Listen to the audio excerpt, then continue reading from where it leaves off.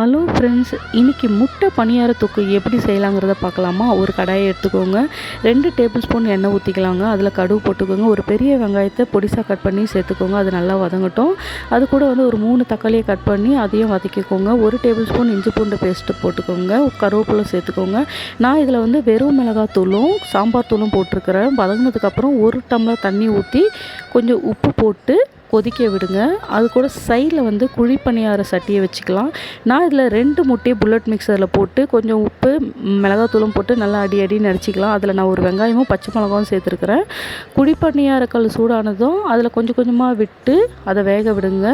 நல்லா வெந்ததுக்கப்புறம் திருப்பி போடுங்க. திருப்பி போட்டதுக்கப்புறமா நம்ம கொதிக்க வச்சுருக்கிற அந்த கிரேவியில் இந்த முட்டை தொக்கை எடுத்து போட்டு கொதிக்க வச்சுட்டு கொத்தமல்லியை மேலே தூவி இறக்குனீங்களா, இது சாதத்துக்கும் சப்பாத்திக்கும் தோசைக்கும் வச்சு சாப்பிடுங்க. அல்டிமேட்டாக இருக்கும்.